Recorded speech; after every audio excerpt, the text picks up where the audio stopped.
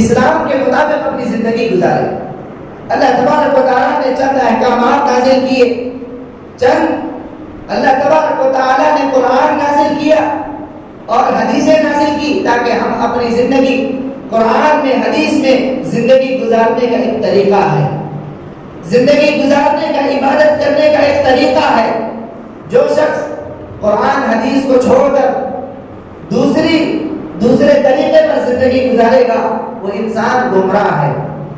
آج بہت سے لوگ قرآن حدیث کو چھوڑ کر اپنی زندگی دوسرے مذہب دوسرے قوم کے لوگوں کی طرح بنانے میں لگے ہیں، حالانکہ اس دوسرے لوگوں کی مشابہت اختیار کرنا قرآن حدیث میں بڑی وعید اس کے بارے میں کہی گئی۔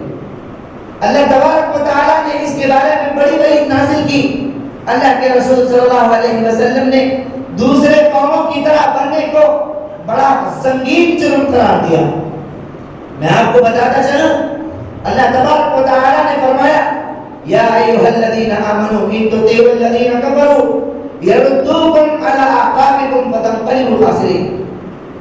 ایمان والوں سے مخاطب ہوتے ہوئے فرمایا کہ اے ایمان والوں، اگر تم ان کافروں کی اطاعت کرو گے، اگر تم ان کافروں کے طریقے پر چلو گے، اگر تم ان کافروں کی خواہشات پر عمل کرو گے تو وہ تمہیں ایڑیوں کے بل پھیر دیں گے، تمہیں دین سے پھیر دیں گے، تمہیں مسلمان باقی نہیں رکھیں گے، تمہیں کافر بنا ڈالیں گے۔ ان کافروں کی اطاعت مت کرنا۔ اللہ تبارک و تعالیٰ نے اس آیت میں کافروں کی مشابہت، کافروں کی اطاعت کرنے کا جرم قرار دیا کہ کیا ہوگا۔ اللہ تبارک و تعالیٰ نے فرمایا اگر تم ان کی خواہشات پر عمل کرو گے تو تمہیں وہ دین سے پھیر دیں گے، تم مسلمان باقی نہیں رکھیں گے۔ آگے فرمایا فتنقلبوا خاسرین، پھر تم خسارہ اٹھانے والوں میں سے ہو جاؤ گے۔ اللہ تبارک و تعالیٰ نے سورہ بقرہ میں فرمایا وَلَئِنِ اتَّبَعْتَ أَهْوَاءَهُمْ بَعْدَ الَّذِي جَاءَكَ مِنَ الْعِلْمِ مَا لَكَ مِنَ اللَّهِ مِنْ وَلِيٍّ وَلَا نَصِيرٍ۔ اے نبی، اگر تم ان کی اتباع کرو گے، وَلَئِنِ اتَّبَعْتَ أَهْوَاءَهُمْ، ان کی خواہشات کی پیروی کرو گے، ان کے رسومات پر چلو گے، ان کی ادا کو اپناؤ گے، علم آ جانے کے بعد، معلوم ہو جانے کے بعد کہ یہ چیز دوسرے قوم کی ہے، یہ چیز یہود و نصارہ کی روش ہے، اگر ہم ان پر عمل کریں گے تو اللہ تبارک و تعالیٰ نے فرمایا کہ اے نبی اگر تم ان کی خواہشات پر عمل کرو گے معلوم ہو جانے کے بعد بعد الذی جاءک من العلم ما لک من اللہ من ولی ولا نصیر، تو قیامت کے دن نہ تمہارا کوئی دوست ہوگا نہ تو تمہارا کوئی مددگار ہوگا۔ اللہ تبارک و تعالیٰ تمہیں ضرور حساب میں مبتلا کرے گا۔ اللہ تبارک و تعالیٰ نے اس کفار کی مشابہت اختیار کرنے کو بڑی سنگین جرم قرار دیا ہے، اور اللہ کے نبی صلی اللہ علیہ وسلم نے تو یہاں تک فرما دیا، حدیث میں آتا ہے من تشبہ بقوم فہو منہم، کہ جو جس قوم کی مشابہت کرے گا، مشابہت معلوم ہے کس کو کہتے ہیں؟ مشابہت کہتے ہیں دوسرے قوموں کی طرح بننا، دوسرے قوم یہود نصارہ ہندو دوسرے ہمارے اسلام کو چھوڑ کر جتنے غیر مسلم ہیں اگر ان قوموں کی طرح ہم بننے کی کوشش کریں گے ان کو مشابہت کہتے ہیں۔ کفار کی مشابہت، کفار کے جیسا بننے کی کوشش ہر معاملے میں، چاہے جسم کے معاملے میں ہو یا ہمارے لباس کے معاملے میں ہو یا ہمارے رسومات کے معاملے میں ہو یا دین کے معاملے میں ہو، کسی معاملے میں بھی ہو، حتیٰ کہ ساری دنیا کے ساری زندگی جینے کے معاملے میں اگر آ جائے، اگر ہم کفار کی مشابہت کریں گے، کفار کے جیسا چلنے کی کوشش کریں گے، ان کی خواہشات کو اپنائیں گے، ان کے طریقے سے خوش ہو کر ان کی خواہشات ان کے طریقوں کو اپنائیں گے، اس کو کفار کی مشابہت کہتے ہیں۔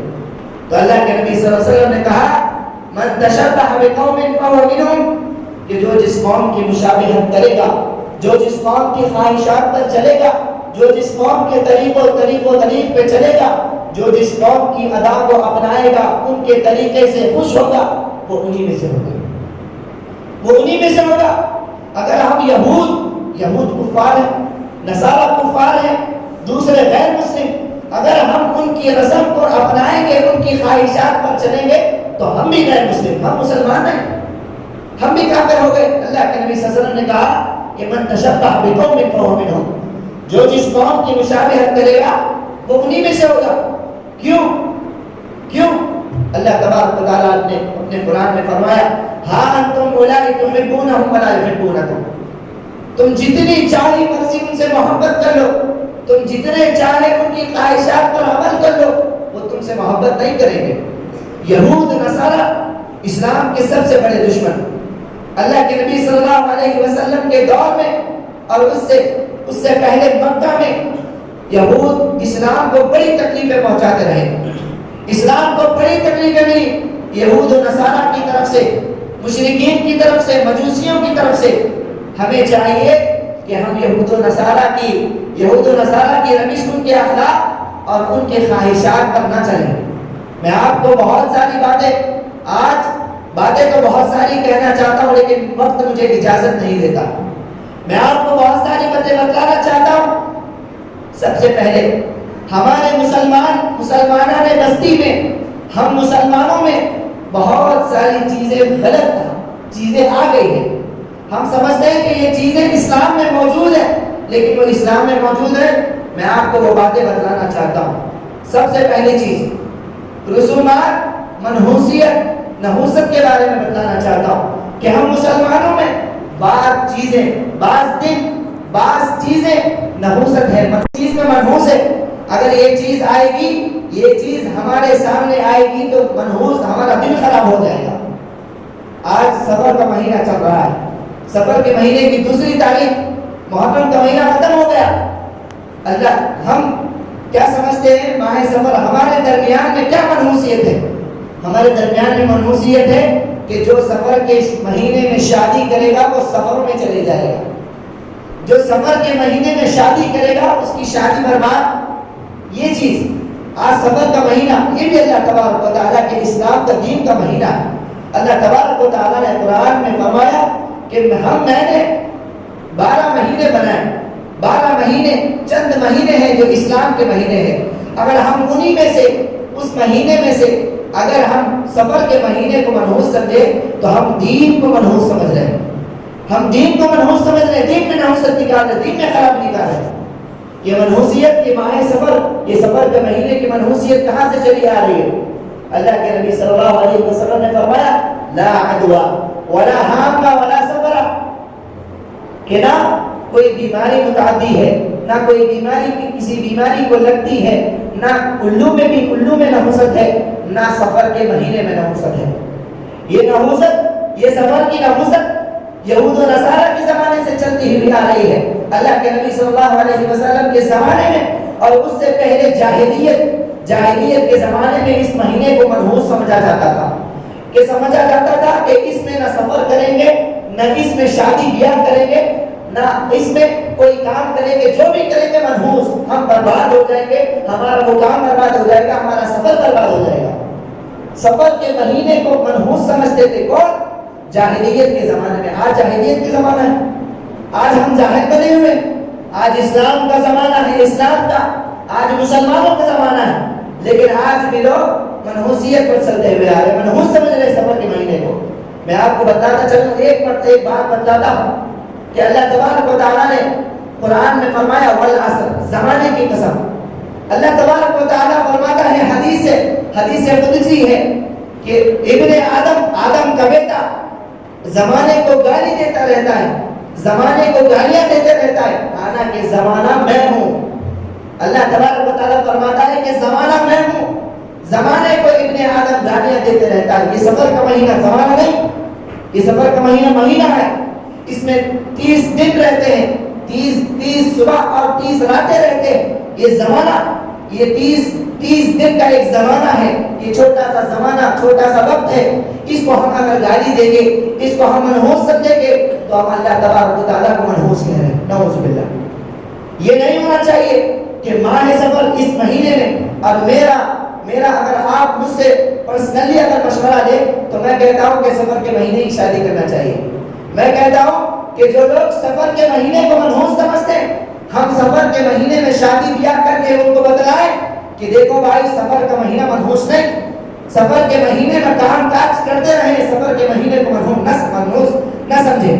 آج ہم میں سے بہت لوگوں میں یہ منحوسیت پھیلی ہوئی ہے، نہ کسی کو معلوم کس کو نہ معلوم کہ کس کے دل و دماغ میں یہ مہینہ منحوس سمجھا جاتا ہے، حالانکہ کسی چیز کو بھی منحوس نہیں کہا جا سکتا، کسی چیز میں منحوسیت نہیں، کسی چیز میں منحوسیت نہیں ہے۔ میں آپ کو بتلاتا ہوں، میں آپ کو لے کر چلتا ہوں الو۔ اللہ کے نبی صلی اللہ علیہ وسلم نے فرمایا ولا ہامہ، الو میں کوئی منحوسیت نہیں۔ اگر آج ہمارے گھر پر الو آ کر بیٹھ جائے، اگر ہمارے گھر کے اوپر سے الو گزر جائے، کہتے ہیں آج ہمارا دل خراب، ہمارا وقت خراب، آج میرا ہی تو بہانہ ٹوٹ گیا، میرا دل خراب ہو گیا، میرا مسئلہ ہو گیا۔ کیوں؟ الو کو میں نے دیکھ لیا، الو کو میں نے دیکھ لیا اور میرے گھر پر وہ بیٹھ گیا، کچھ تو خرابی ہے، یہ منحوسیت، یہ غلط ہے۔ اللہ کے نبی صلی اللہ علیہ وسلم نے فرما دیا کہ ولا ہام، الو میں کوئی مناسب کوئی منحوسیت نہیں۔ آگے اللہ کے نبی صلی اللہ علیہ وسلم نے بہت ساری جگہوں پر فرمایا کہ تم یہود و نصارہ کی مخالفت کرتے رہو، ان کے جیسا بننے کی کوشش مت کرو۔ حالانکہ آج ہمارے دور میں منحوسیت بہت ساری چیزوں میں آپ کو گنانا چلوں گا، بلی میں منحوسیت ہے۔ اگر ہم جاتے ہیں راستے پر چلتے ہیں تو سامنے سے بلی رستہ کاٹ دیتی ہے، کہتے ہیں کہ بلی نے رستہ کاٹ دیا، شاید آگے ایکسیڈنٹ ہونے والا ہے، یہ منحوسیت، نعوذ باللہ۔ اس بلی کو گزرنا تھا، گزر گئی، اللہ تبارک و تعالیٰ نے اس کو پیدا کیا، مخلوق بنایا، وہ بھی اللہ تبارک و تعالیٰ کی مخلوق ہے۔ ہم اس کو منحوس سمجھ کر ہم اپنے اوپر ظلم کر لے رہے ہیں، ہم اپنے اوپر گناہ کا سبب بنا لے رہے ہیں۔ اللہ تبارک و تعالیٰ ایسے لوگوں کو جہنم، اپنی جہنم میں جلائے گا، کیونکہ اللہ تبارک و تعالیٰ نے جس مخلوق کو پیدا کیا ہم اس کو منحوس سمجھتے ہیں، اللہ تبارک و تعالیٰ کی مخلوق کو برا کہتے ہیں۔ کسی کو تکلیف دینا آپ کو اچھا لگتا ہے تو یہ بھی ایک تکلیف ہے، یہ بھی ایک تکلیف آتی ہے۔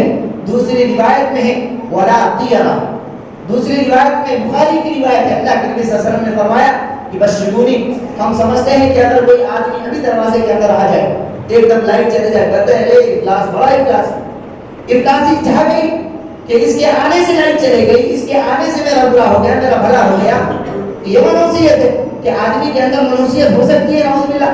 اللہ تبارک و تعالیٰ نے انسان کو سب سے افضل بنایا تو اس کے اندر منحوسیت کیوں چھوڑے گا؟ اگر چھوڑتا تھا تو دوسرے مخلوق میں چھوڑتا تھا، حالانکہ دوسرے مخلوقوں میں نہیں چھوڑا۔ تو اسلام انسان میں کیوں منحوسیت پائی جاتی ہے؟ بہت سارے مسئلوں میں، کہ اس کے آ جانے سے، اس کے پکارنے سے، کالی زبان، آج ہمارے درمیان میں کالی زبان چلتی ہے کہ تو کالی زبان نکال دیا بس میرا برا ہو گیا، میرا برا ہو گیا، یہ چیز غلط ہے، اسلام کے خلاف ہے، ہمیں ڈرنا چاہیے، ہمیں بالکل ڈرنا چاہیے۔ یہ چیزیں ہماری اسلام کے اندر نہیں، آپ کہہ دو کہ اسلام کے اندر، کہہ سکتے ہیں اسلام کے اندر یہ چیزیں، بالکل اسلام کے اندر یہ چیزیں نہیں، اسلام کے اندر یہ چیزیں نہیں ہیں، قرآن حدیث ہے، یہ چیزیں دوسرے قوموں سے آئی ہے جو ہم اپنا چکے ہیں۔ اللہ کے نبی صلی اللہ علیہ وسلم نے ساری زندگی میں لوگوں کو کہتے رہے کہ تم یہود و نصارہ کی مخالفت کرتے رہو، یہود و نصارہ جو کام کرتے ہیں اس سے الگ کام کرو۔ اللہ کے نبی صلی اللہ علیہ وسلم مکہ سے مدینہ آئے، دیکھے یہود کو کہ محرم کا روزہ رکھتے ہیں، 10 محرم کو روزہ رکھتے ہیں، کہ پوچھا تم 10 محرم کو روزہ کیوں رکھتے؟ انہوں نے کہا کہ اس 10 محرم کے دن اللہ تبارک و تعالیٰ نے موسیٰ علیہ السلام کو فرعون سے نجات دی تھی۔ موسیٰ علیہ السلام نے اللہ کا شکر ادا کرتے ہوئے 10 محرم کو روزہ رکھا، ہم بھی اس خوشی میں 10 محرم کو روزہ رکھتے ہیں۔ تو اللہ کے نبی صلی اللہ علیہ وسلم نے ایک بات فرمائی، ایک بات کہی کہ ہم تو موسیٰ کے سب سے زیادہ قریب ہیں، تم سے زیادہ قریب ہے، ہمارا حق بنتا ہے، زیادہ حق بنتا ہے کہ ہم روزہ رکھیں۔ لیکن اللہ کے نبی صلی اللہ علیہ وسلم نے صحابہ کو، مسلمانوں کو صرف 10 محرم کو روزہ رکھنے کا حکم نہیں دیا، حالانکہ یہود کی مخالفت کرتے ہوئے فرمایا کہ تم 10 محرم کو روزہ رکھو، اس سے ایک دن پہلے رکھو یا ایک دن بعد رکھو۔ اگر تم 10 محرم کو صرف روزہ رکھو گے، 10 محرم کو روزہ رکھو گے تو یہود اور نصارہ دونوں کا روزہ برابر ہو جائے گا، دونوں کی تشبیہ، دونوں کا ہم ان کی قوموں کی مشابہت اختیار کرنے میں چلے جائیں گے۔ نہیں، تم ایک دن پہلے روزہ رکھو اور ایک دن بعد میں روزہ رکھو۔ بہت ساری جگہوں میں اللہ کے نبی صلی اللہ علیہ وسلم نے فرمایا۔ میں آپ کو بتاتا چلوں گا، اللہ کے نبی صلی اللہ علیہ وسلم کی حدیث، ابن ماجہ کی حدیث ہے، فرماتے ہیں کہ تم خالف الیہود والنصارى، کہ تم یہود و نصارہ کی مخالفت کرو، یہود و نصارہ کی ساری زندگی مخالفت کرتے رہو۔ کیوں؟ وَتَسْلِيمُ الْيَهُودَ بِالْإِشَارَةِ بِالْأَصَابِعِ، کہ یہودوں کا سلام انگلیوں کی وجہ سے، انگلیوں کے جیسا ہوتا ہے، انگلیوں سے اشارہ کرتے تھے السلام علیکم، منہ سے نہیں بولتے. اور نصارہ کا سلام وہ تسلیم النصارہ بالاشارہ بالکف، اور نصارہ کا سلام اپنے منہ سے نہیں بلکہ ہونٹوں سے یا اشارے سے، بھاؤں سے وہ لوگ سلام کرتے. تو اللہ کے نبی صلی اللہ علیہ وسلم نے فرمایا کہ تم منہ سے سلام کرو، السلام علیکم ورحمۃ اللہ وبرکاتہ کہو. اگر ہم اشارے، آج ہمارے درمیان یہ بھی چیز موجود ہے کہ ہم دور سے السلام علیکم بول کر بولتے بھی نہیں بلکہ ہاتھ بتا دیتے ہیں، کیا ہم منڈی ہلا کر بتا دیتے ہیں اشارے سے. یہ چیز ہمارے اسلام میں ہے، یہ چیز یہود و نصارہ کی مشابہت ہے.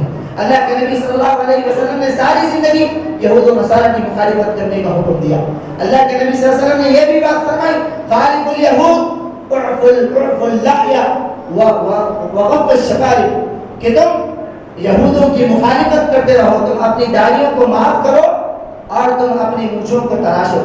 آج ہمارے دور میں معذرت کے ساتھ آج ہمارے یہیں پر، آج ہمارے معاشرے میں، آج ہمارے رشتہ داروں میں بہت کتنے سارے لوگ نہیں ہیں جو داڑھی نہیں رکھتے، جو داڑھی کو نکال دیتے. یہ چیز ہمارے اسلام میں نہیں. ایک مرتبہ اللہ کے نبی صلی اللہ علیہ وسلم کے پاس دو آدمی آئے، ایک بادشاہ کے پاس سے آئے، آ کر کچھ مسئلہ پوچھنے کے لیے آئے. اللہ کے نبی صلی اللہ علیہ وسلم نے جیسے دیکھا ان کو اپنا چہرہ پھیر لیا، وہ پریشان ہو گئے. وہ وہاں سے اٹھ کر اس طرف آئے، پوچھے کہ آپ ہم سے چہرہ کیوں پھیرتے ہیں، آپ ہم سے نفرت کیوں کرتے ہیں. تو اللہ کے نبی صلی اللہ علیہ وسلم نے کہا کہ تم کو داڑھی نکالنے کا کس نے حکم دیا؟ تو اس نے کہا کہ ہمارے بادشاہ نے ہمیں حکم دیا. تو اللہ کے نبی صلی اللہ علیہ وسلم نے کہا کہ تمہارے بادشاہ نے تمہیں داڑھی نکالنے کا حکم دیا اور میرا اللہ مجھے داڑھی رکھنے کا حکم دیتا ہے. آج ہمارے دور میں داڑھی کس طرح کاٹتے ہیں کہ کٹ وغیرہ مار کر اسٹائل سے لوگوں کا فیشن چل چکا ہے کہ داڑھی کو ہم کٹائیں، داڑھی کو شیپ پر لے کے آئیں. یہ چیز اسلام میں ہے. یہ شیپ بنانا مسلمانوں نے نکالا ہے یا خود کافروں نے نکالا؟ وہ وہاں پر دوسری جگہ پر جو لوگ رہتے ہیں وہ کٹ وغیرہ مار کر داڑھیوں کو برباد کر دیتے ہیں. وہ یہود و نصارہ ہیں جو داڑھیوں کو برباد کر دیتے ہیں اور ہم ان کی خواہشات کے پیچھے چلے ہوئے کہ یہ دیکھو داڑھی کاٹتا ہے، کتنا پیارا دکھتا ہے، کتنا پیارا دکھتا ہے، ہم بھی کاٹیں گے. یہ چیز مشابہت میں ہے، اسلام میں ہے. ہمیں اسلام کے مطابق چلنا چاہیے. مسلمانوں، ہمیں قیامت کے دن اللہ تبارک و تعالیٰ کے پاس جواب دینا ہے. اللہ تبارک و تعالیٰ کے پاس ہمیں جواب دینا ہے کہ ہم دین کے مطابق اپنی زندگی گزارے یا دین کے خلاف ہم زندگی گزارے. بہت ساری چیزوں میں اللہ کے نبی صلی اللہ علیہ وسلم نے مزید کہا. میں ہر ساری چیزیں کہنے کا میں مستحق نہیں ہوں، میں وقت مجھے اجازت نہیں دے رہا. اللہ کے نبی صلی اللہ علیہ وسلم نے یہ بھی فرمایا کہ خالف الیہود باللعان، کہ تم یہود و نصارہ کی مشرکین کی مخالفت کرو. تم جوتوں میں تم جوتے بھی پہنو، چپل بھی پہنو. ایک صحابی اللہ کے رسول صلی اللہ علیہ وسلم کے پاس آتے کہتے ہیں کہ اللہ کے نبی صلی اللہ علیہ وسلم یہود صرف جوتے پہنتے، چپل نہیں پہنتے، فل جوتا پہنتے. تو اللہ کے نبی صلی اللہ علیہ وسلم نے فرمایا تم چپل بھی پہنو. مطلب کہنے کا مطلب یہ ہے کہ تم ہر معاملے میں، سونے اٹھنے جاگنے پہننے کے مسئلے میں تم یہود کی مخالفت کرو. آج ہمارے دور میں لباس کو لباس لوگوں نے اتنا سنگین، اتنا برا بنا ہوا ہے کہ پھٹا ہوا لباس پہنتے ہیں. پھٹا ہوا لباس پہنتے تو میں معافی چاہتا ہوں کہ میں ایک بات آپ سے کہنا چاہتا ہوں کہ کیا اللہ تبارک و تعالیٰ آپ کو لباس نہیں دے رہا؟ آپ پھٹے ہوئے لباس پہنتے. کیا آپ کے ماں باپ آپ کو لباس نہیں پہنا رہے؟ آپ پھٹے ہوئے لباس پہنتے. معافی چاہتا ہوں. اللہ کے نبی صلی اللہ علیہ وسلم نے اپنی ساری زندگی یہود و نصارہ کی مخالفت کرنے میں لگا دی ہے. آج ہم بال کٹواتے ہیں، اللہ کے نبی صلی اللہ علیہ وسلم نے فرمایا کہ تم بال پورے کٹواؤ یا پورے چھوڑ دو. آج بال آدھے کٹوانا اور آدھے چھوڑنا یہ اسلام میں موجود ہے. یہ مسلمان کاٹتے ہیں، مسلمانوں کا شیوا. دوسرے قوم کے لوگوں نے وہ کرا اور ہم نے اس کی چالوں، ان کے خواہشات پر عمل کیا، ان کی خواہشات سے خوش ہوئے. انہوں نے اپنی مرضی کے مطابق جینا چاہا، ہم ان کی زندگی سے خوش ہو کر ہم بھی اس طرح سے بال کٹوانے لگے. یہ چیز حرام، یہ چیز اسلام میں حرام ہے. ہمیں چاہیے کہ ہم اپنی ساری زندگی یہود و نصارہ کی مخالفت کرتے رہیں. ہمارا جینا، ہمارا مرنا، ہماری زندگی، ہمارا سونا، ہمارا جاگنا، اٹھنا بیٹھنا، ہمارا پہننا، ہمارا بالوں کو کٹوانا، داڑھی کو رکھنا سارے اسلام کے مطابق ہونا چاہیے. قیامت کے دن اللہ تبارک و تعالیٰ کہے گا کہ تم نے زندگی کس کے مطابق گزاری؟ میرے نبی نے تو دو چیزیں چھوڑ کر چلی گئی تھی، قرآن اور حدیث، تم نے قرآن حدیث کے مطابق اپنی ساری زندگی گزاری۔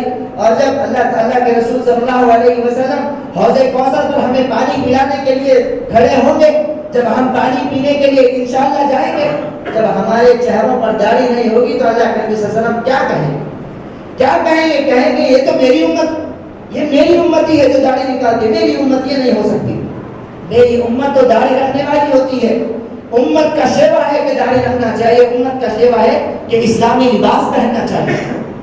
ہمیں چاہیے کہ ہم ہمیشہ اپنی ساری زندگی اسلام کے مطابق گزاریں۔ آج ہمارے اندر بہت ساری چیزیں منحوس سمجھی جاتی ہے۔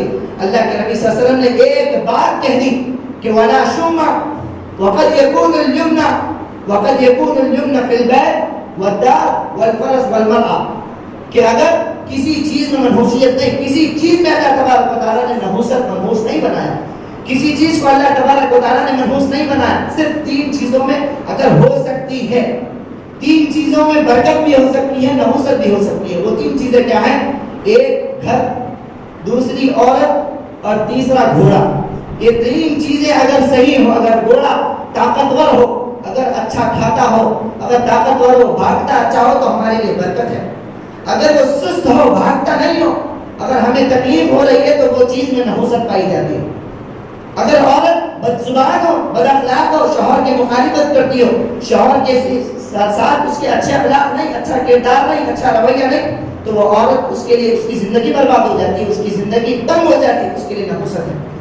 اگر گھر میں کھڑکیاں نہیں ہو، اگر گھر میں باہر کی ہوا، باہر کی روشنی نہیں آتی ہو تو اس گھر میں بیماریاں قید ہو جاتی ہیں، بیماریاں جگہ لیتی ہیں۔ آپ اگر بند گھر میں رہ کر دیکھیں، 1 مہینہ 2 مہینہ آپ کو بیماریاں پکڑتی ہیں، تو بند گھر میں نہیں رہنا چاہیے۔ اللہ کے نبی صلی اللہ علیہ وسلم نے کہا کہ اگر گھر بند ہو، گھر میں ہوا، باہر کی ہوا نہیں آتی ہو، باہر کی روشنی نہیں آتی ہو تو وہ گھر نحوست والا ہے۔ اگر گھر میں باہر کی ہوا آتی ہو تو وہ گھر والا اور گھر برکت والا ہے۔ تو تین چیزوں میں برکت بھی ہو سکتی ہے اور نحوست بھی ہو سکتی ہے۔ ایک عورت، ایک گھوڑا۔ اب گھوڑے میں سے ہم گاڑی کو بھی بنا سکتے ہیں، اگر گاڑی بار بار خراب ہوتی ہو تو ہم اس میں بھی نحوست اور برکت سمجھ سکتے ہیں۔ اللہ تبارک و تعالیٰ کی مرضی ہے کہ کب کس کو خراب ہونا ہے اور کب کس کو صحیح ہونا ہے، اللہ تبارک و تعالیٰ کی مرضی ہے۔ ہمیں چاہیے کہ ہم اپنی ساری زندگی اللہ کے رسول صلی اللہ علیہ وسلم کے بتائے ہوئے طریقے کے مطابق گزارے۔ اللہ تبارک و تعالیٰ سے دعا ہے کہ اللہ تبارک و تعالیٰ ہمیں قرآن و سنت کے مطابق اپنی ساری زندگی گزارنے کی توفیق عطا فرمائے۔ ہمیں